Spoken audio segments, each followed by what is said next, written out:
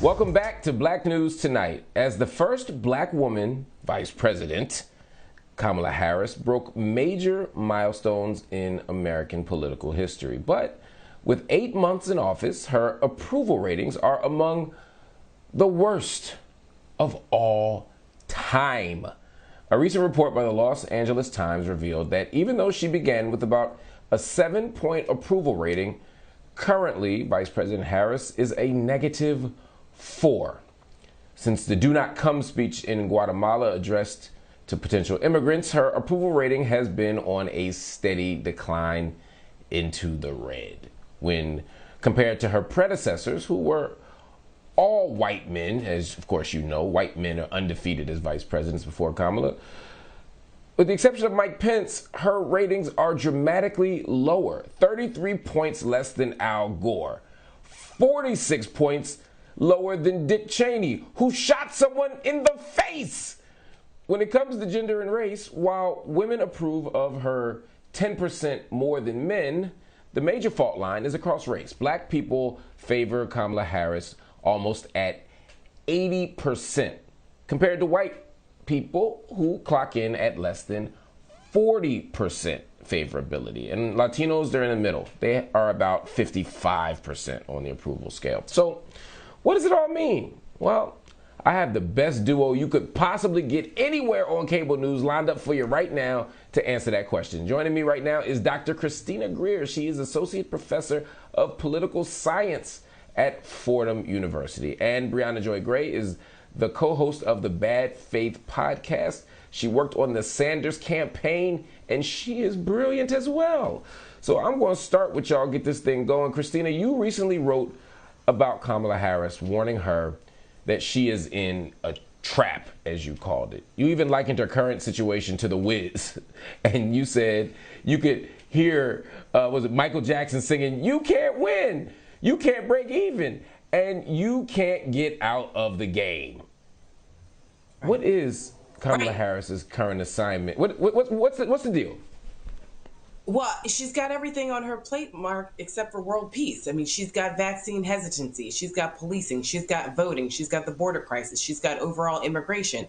And so that's one bucket where we know that, many Democrats, obviously several Republicans, will not ever think that she's a success. But obviously many progressive Democrats did not like Kamala Harris as the selection of VP. And they're obviously not happy with some of the portfolio and what she's done with her portfolio. I think it's also interesting, though, Mark, when you break down and disaggregate the data, obviously Black Americans tend to have higher favorability to Kamala Harris as compared to whites. But I really do wish that the data would have looked at Asian Americans, because Kamala Harris is not just African American, she's also Indian American. And then lastly, you're a professor, Mark. All the literature has shown us that women of color, especially, Black female professors specifically, have lower course evaluation scores than all of their colleagues, especially white men, even when Black women are stellar teachers in the classroom, just because so many students can't even fathom being taught by a Black woman. So there's a built-in bias just from when a Black woman walks into the classroom. And I think we're seeing a touch of that with Kamala Harris as vice president, sitting in the Oval Office next to Joe Biden in such an important position. Some people just cannot wrap their minds around it and will never see her as a success, no matter what is on her portfolio. Christina, let me follow up with you on that, though, because you said she's got vaccine hesitancy, she's got the border, she's got this, she's got this, she got this. How she got all that and she ain't president? It's very interesting. I never really heard about things being on Dick Cheney's plate in the same way, or Al Gore's plate in the same way, or Mike Pence's plate on the same way. But somehow it's like all this labor has been outsourced to Kamala Harris. Is that a normal thing? Is that a tactical thing? Why is it being framed in this way?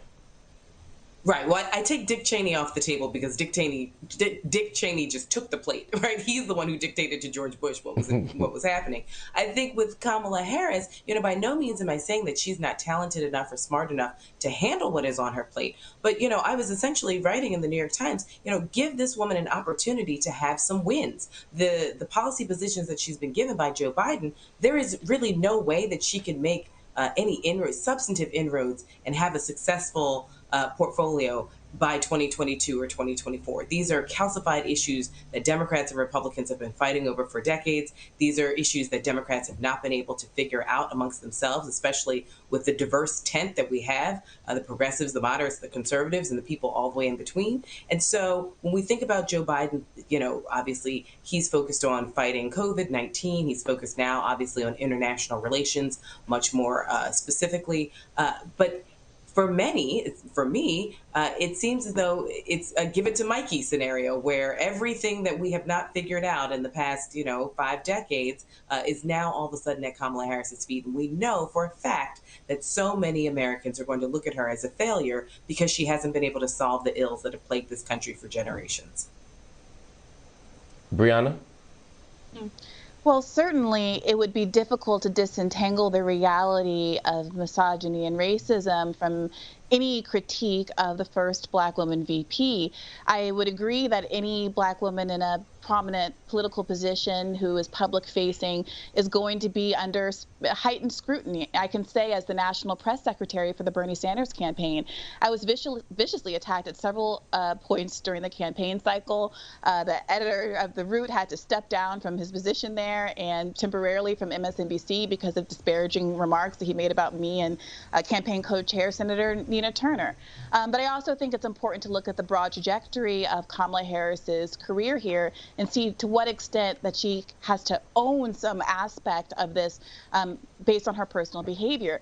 She's someone who burst onto the scene in 2017 with a lot of hope, a lot of high expectations on her. And she seemed to be modeling herself as kind of a progressive future of the Democratic Party. She, often advertised herself as one of the first signatories of Bernie's Medicare for All bill. She seemed like, and I wrote about this in The Guardian at the time, the real contender for the 2020 race. But what we saw once the race started to progress was that she ended up walking back many of her positions in a way that left voters, I think, really uncertain about who she was. She flip-flopped on Medicare for All. She seemed to not really have a sense of identity, so much so that Bernie Sanders actually outperformed her with Black voters under 45 by 3 times at one point. Not only did she fall behind Joe Biden, but she fell behind Bernie Sanders and even Elizabeth Warren, not able to get out of single digits with Black voters. And then after she joined the Joe Biden ticket, she found herself having to renegotiate all of her old, even more of her old stances, rather. Remember that she was a proponent of recurring $2,000 checks. That didn't happen. She was a proponent of some, student debt cancellation, which Biden has certainly dragged his feet on. The Medicare for All do-si-do is notable. And it's difficult to go into the comment section of any kind of pop culture outlet, say the Shade Room, without seeing a bunch of Black people concerned about the fact that it seems like Kamala Harris has been in a position of simply backing up Joe Biden instead of advocating for the things that she ran on and for members of her own community. She's someone who really made a notable moment, a viral moment during the campaign by calling out Jim Crow Joe. And now she's in the position of basically covering for him in the context of this administration. And it is indeed a tough spot, but it's ultimately one that she accepted, and it will be interesting to see how she continues to negotiate that, especially if she plans to run in 4 or 8 years. Christina, what do you make of that? I mean, I think Kamala Harris will definitely have her sights on running at some point in time. We also have to remember that, Joe Biden didn't really have a large N to choose from. We know that most presidents choose from senators and governors. We have yet to have a Black female governor in the history of the United States. And you remember Joe Biden initially specifically said that he would choose a Black female as his running mate. And then he sort of backtracked and said a woman. But, many of us remembered when he said Black woman. And so obviously Kamala Harris, as the only sitting Black female senator, was available. She's only the second in the history of the nation. We know Carol Moseley Braun from Illinois in 1992. And so, she finds herself on an island by herself in many ways. She's working in an administration. She and Joe Biden weren't terribly close before they joined forces. And we know that sometimes presidents and vice presidents have these uneasy alliances. She's also our first and the two members of a ticket, she's the first Democrat in history to come from the western part of or the western side of the Rockies. We're not accustomed to electing presidents or vice presidents from the West Coast. So she also brings a different type of diversity that many people aren't accustomed to. I do think that her portfolio is such that it's going to be a problem if she runs in 2024 or 2028. We know that there are going to be several white men who wake up, whether they're octogenarians or septuagenarians, as we saw in 2020, who think that they should be president. And they're going to have pretty much an arsenal of all the things that Kamala Harris wasn't able to accomplish in the middle of a global pandemic, in the shadow of her vice president. But, we have to remember that a vice president's job is to support the president. They serve, just like everyone else, cabinet members, et cetera, at the pleasure of the president. And so even though she was elected by the Electoral College via, voters in our complex voting system, at the end of the day, she reports to Joe Biden, and he's the one who dictates what her policy positions will be. Well, one of Joe Biden's policy positions, for example, was canceling all student debt for HBCU graduates who make less than $125,000 a year. That's the kind of promise that I would love to see Kamala Harris backing up and advocating for on behalf of Black Americans. But as we've seen, the entire Biden administration, the Democratic Party, has really declined to even hold him to task on his very own campaign promises.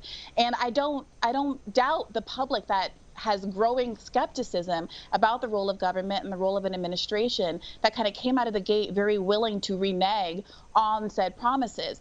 Advocates, organizers in Georgia have been very clear that they were able to sell Joe Biden to a very disgruntled population, largely on the promise of those $2,000 checks, which even the one-time $2,000 check, there was controversy over whether or not he really fulfilled that promise with the piecemeal $400 plus $1,600 allotment, right? So, these organizers have made it very clear that they aren't going to be able to take the same pitch to those voters again once it's been clear that this administration, the Democratic Party, has reneged in this way. And I think I'd like to see Kamala Harris in a role. I think a lot of people would like to see her in the role of actually enforcing at least the president's own promises. So that's and we have to stop here just because we're out of time. But Professor Greer, I probably don't have both of y'all back to continue this conversation because it's an interesting thing, though, right? There's a way that Kamala Harris has pivoted positions, and there's definitely a way that she has move further and further to the center and even the right on key issues. And at the border in the last few months, things have gotten even more bizarre. And there's a way that all of that makes sense as to why she'd be unpopular. But at the same time, these are Biden's policies, and Biden's is less unpopular. George Bush was a historically awful president, and his vice president wasn't this unpopular. So I think, as Briahna pointed out, I think it is a very interesting challenge to disentangle the race class thing or the race gender piece of this, and also the policy piece of this. And that's the thing that we're going to continue to unpack together. So both of y'all hopefully will come back on the show and we can do that. Thank you again. Everybody stay tuned. We got much more coming up on the show. We want to hear from you too. So head over to BNC's Instagram and Twitter pages. Let us know how you feel. Also, you can visit our website, bnc.tv, and subscribe to our YouTube pages to let us know. Hit that like button, subscribe, do all the thumbs up you could do on YouTube to let us know just how much you love those clips from the show.